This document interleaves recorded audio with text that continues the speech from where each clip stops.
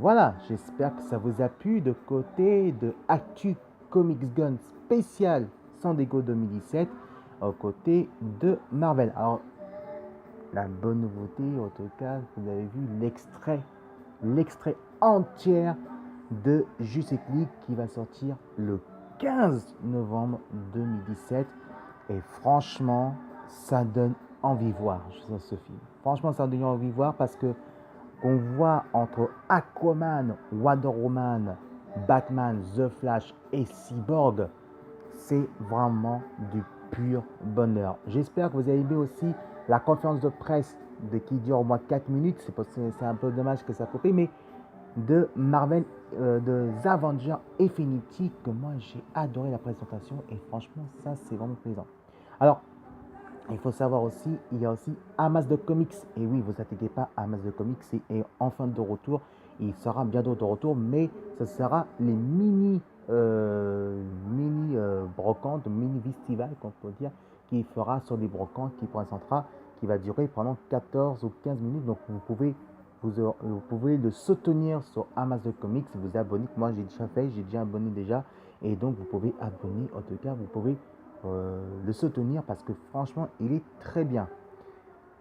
Alors maintenant, vous vous demandez qu'est-ce que je pense côté du marché de la guerre, du marché entre le film, excusez-moi, entre le film, entre The Avengers Infinity qui sortira en 2018 et bien sûr de côté de Justice League qui va sortir en deux parties, évidemment évidemment le 15 novembre 2017 et bien sûr évidemment en novembre 2019. Et on peut dire que c'est la guerre, mais c'est le commencement. On ne sait pas exactement si Marvel Infinity, évidemment Marvel les Avengers Infinity de Marvel Studios va te faire un grand succès, ou si plutôt plus côté de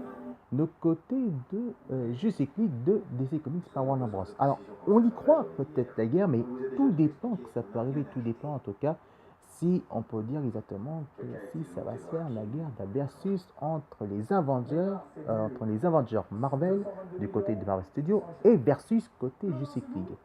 Tout dépend avec le succès qui va arriver. Enfin, on verra, et ça on peut dire, c'est affaire à suivre. On risque de parler très souvent côté sur YouTube avec Messenger. Allez, pour finir, on va présenter quelques comics. Donc, vous savez que vous avez rappelé que je vous ai parlé des comic box. Et ben voici Comic Box version 98. Le voici, c'est un mini comics magazine en tout cas, qui a été créé en 98. Bon, c'était le jour de la Coupe du Monde 98 avec l'équipe de France qu'on est champion du monde maintenant. Vous savez qu'aujourd'hui, on est très loin. En plus, vous savez qu'en 2018, il y a la Coupe du Monde en Russie. On est très loin si on y croit, évidemment. Mais en tout cas, ça c'est le foot. Mais moi, je vais parler du côté de comics, en tout cas. Donc, Comic Box a été créé en 1998. Et au départ, c'était un mini magazine de presse où c'est commencement. Et vous voyez, donc, il y avait Daredevil, il y avait Black Panther, Daredevil, etc., etc. Et aussi, il y avait Spider-Man et tout. Et donc, c'était un magazine de presse, mini comics magazine de presse.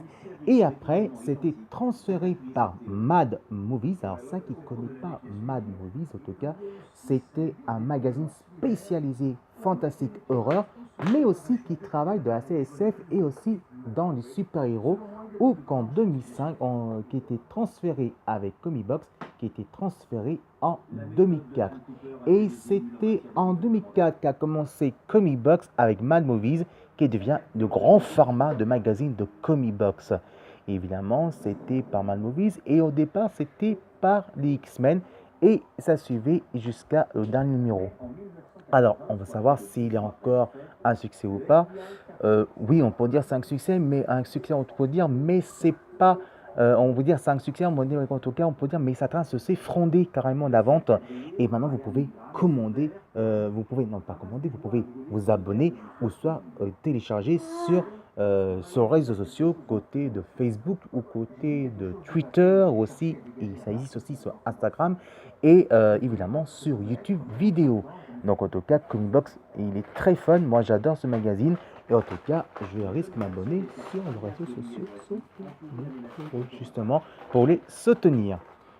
Et enfin, on va finir justement un des films, qui est un comics qui était pas tiré par le film, c'est 28 jours plus tard, qui est quand même en version comics, par évidemment de lycée de Boom Studio Comics Book, en tout cas.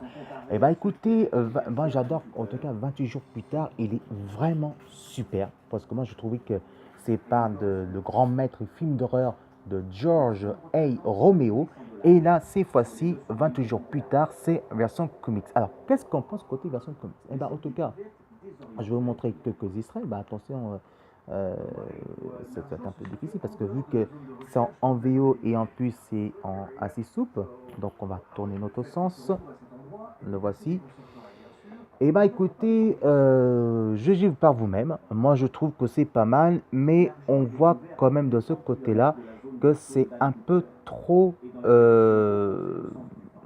on pourrait dire film comics, mais trop éloigné du film, mais en version comics, quoi.